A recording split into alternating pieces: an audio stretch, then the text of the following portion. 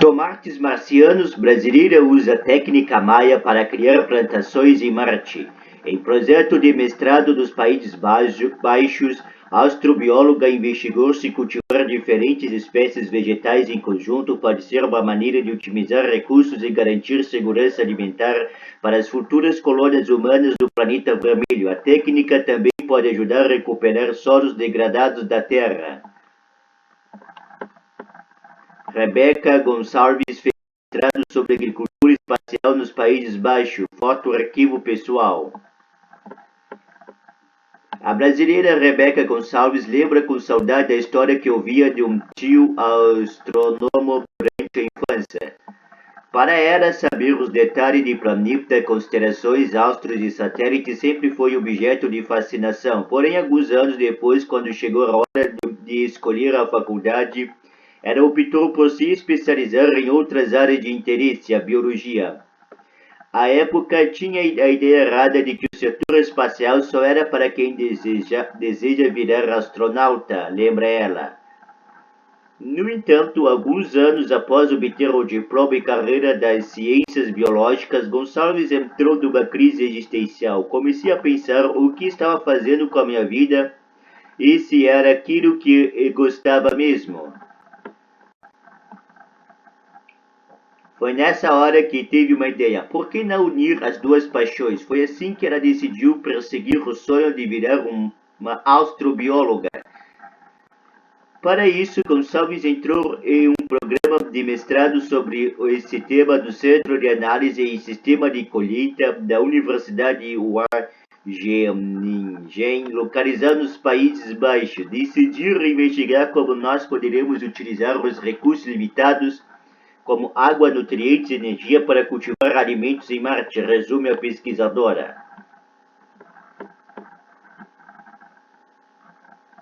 Afinal, esse é um fato muito importante para a segurança das futuras colônias marcianas. Elas não poderão depender do envio de suprimentos por foguetes vindo da Terra, complementa ela. Para fazer esse trabalho, a brasileira contou com a orientação do ecologista e geobiólogo Wieger Wamerlink, professor da Universidade Neerlandesa e um dos poucos cientistas do mundo a estudar a viabilidade de estabelecer plantações fora do planeta Terra.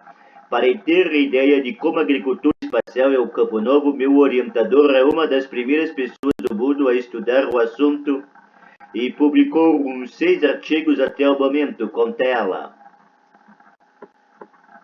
Rebeca e orientador do trabalho Wieger Wamerlink, numa das estufas da universidade, foto arquivo pessoal.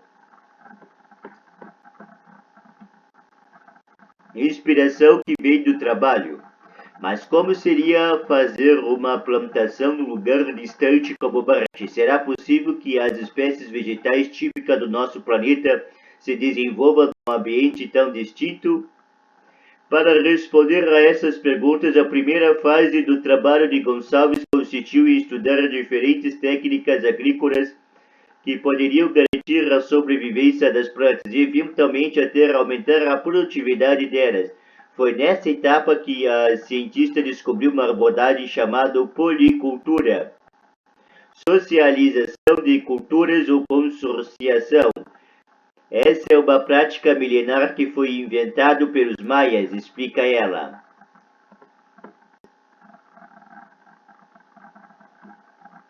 Vale lembrar que os maias formaram uma das mais importantes civilizações da Mesoamérica, região que engloba parte dos atuais México, Belize, Guatemala, Honduras e El Salvador. Esse povo antigo é conhecido pelo sistema de escrita bem avançado, além de ter conquistado avanços notáveis em áreas como matemática, agricultura, arte e até astronomia.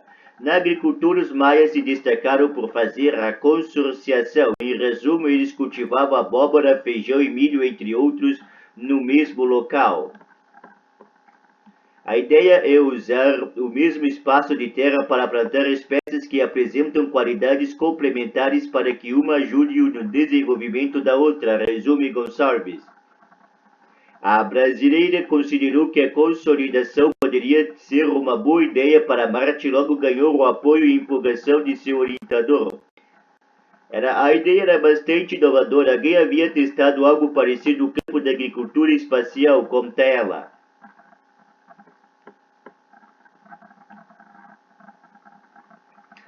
Começava assim uma nova fase da pesquisa. Quais plantas incluir no estudo? Passei quase 3 meses para selecionar as espécies ideais, confessa a pesquisadora.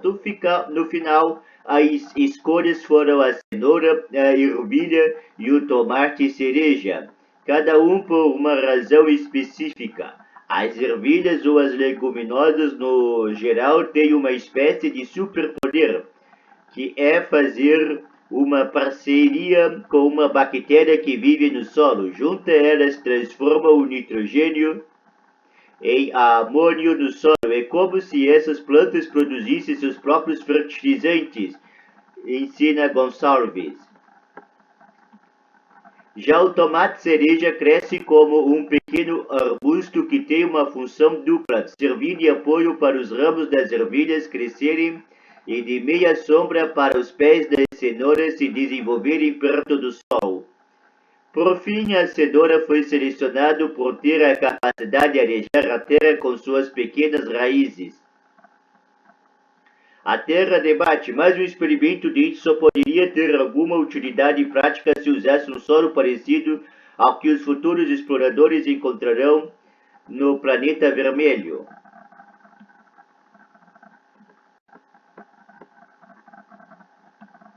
Para isso, Gonçalves contou com uma ajuda valiosa da NASA, Agência Espacial dos Estados Unidos. Como já foram enviados sondas e robôs para Marte, nós sabemos exatamente a composição física e química do solo deste planeta, que é chamado de regolito, explica Gonçalves. Com essas informações, os cientistas desenvolveram um regolito marciano a partir de um material que tem uma consistência parecida e é retirado de um vulcão do Havaí ou do deserto de Mojave, ambos dos Estados Unidos. Esse composto é manipulado em laboratório para ficar 97% similar ao regolito marciano, ou seja, um solo que não possui nenhum nutriente ou matéria orgânica na composição. Com a técnica de espécies materiais definidos, Gonçalves estava pronto para botar a mão na massa e ver como plantas se desenvolveriam. E nós ficamos muito felizes com os resultados que obtivemos, antecipa a astrobióloga. O trabalho, que também contou com a contribuição dos cientistas Berthe van der Putten e Jochen B. Evers, foi publicado no início de maio na publicação acadêmica PLOS ONE. Conseguimos demonstrar que a técnica funciona muito bem para uma das 3 espécies analisadas, complementa ela.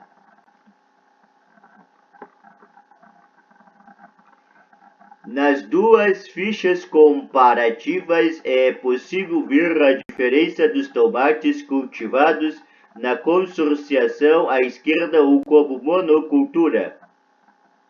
À direita, de acordo com o solo utilizado, areia à esquerda, regolito marciano, centro e o solo orgânico à direita. Foto arquivo pessoal.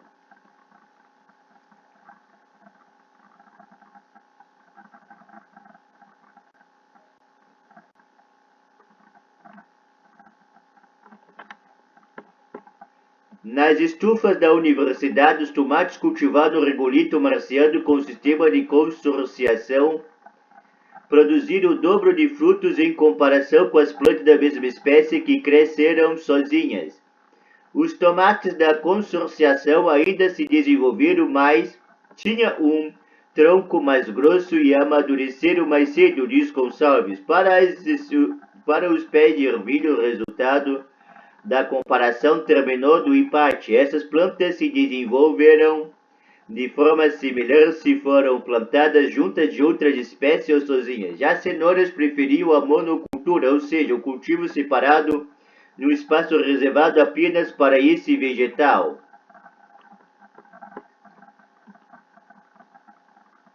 O fato de que a consorciação funcionou para uma espécie representa uma base incrível para a gente construir pesquisas futuras, analisa a cientista.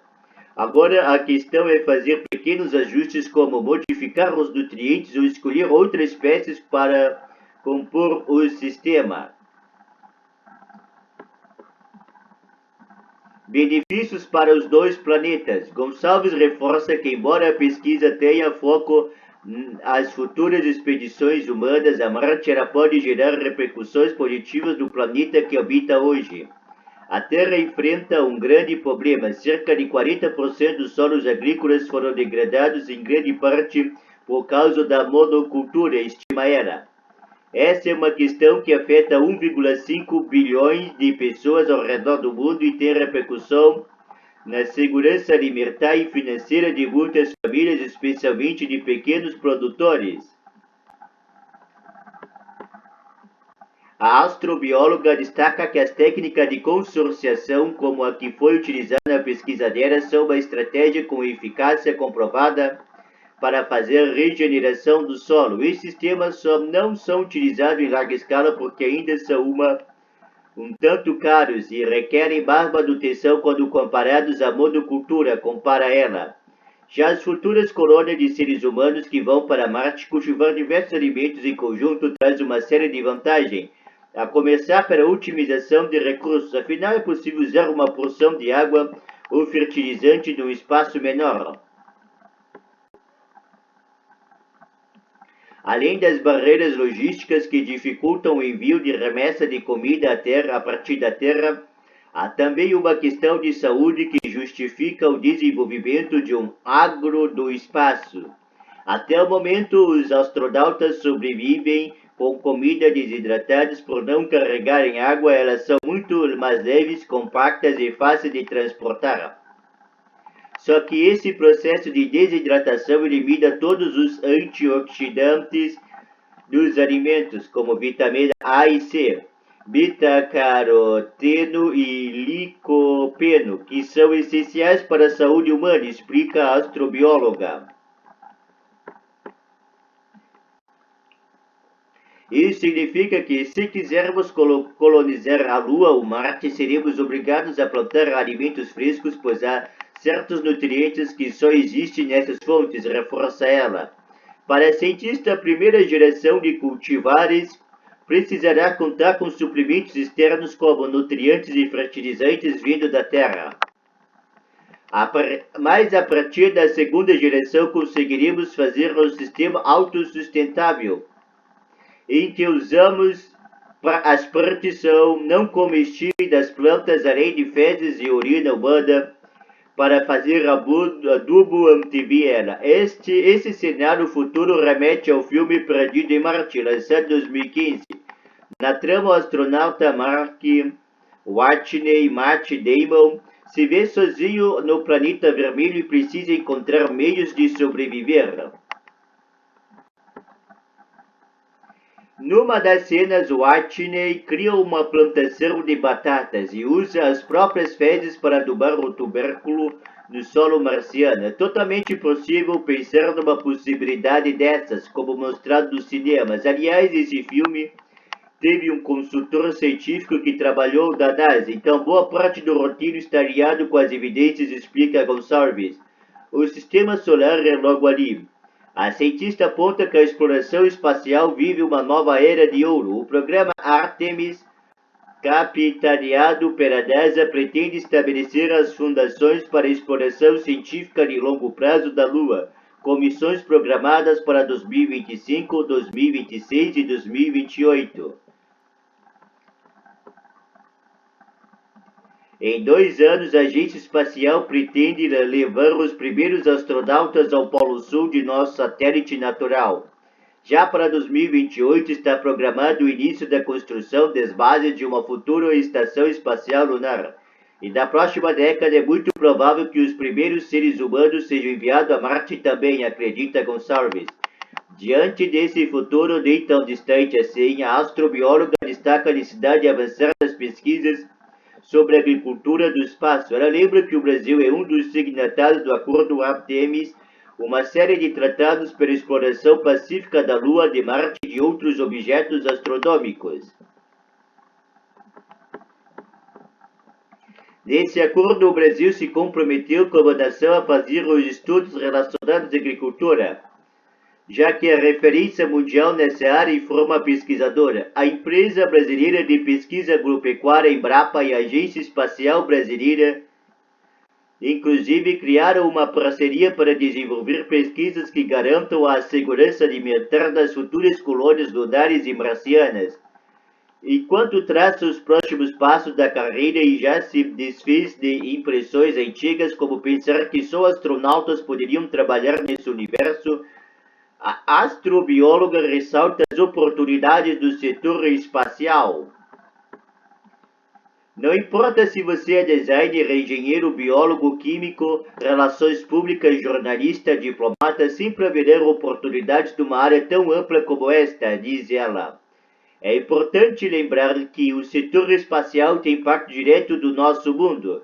Diversas tecnologias essenciais hoje surgiram a partir de pesquisa nessa área, como é o caso do GPS, do Wi-Fi, do telefone celular, das próteses, das roupas dos bombeiros, conclui ela. Saiba como o tomate é produzido no Brasil.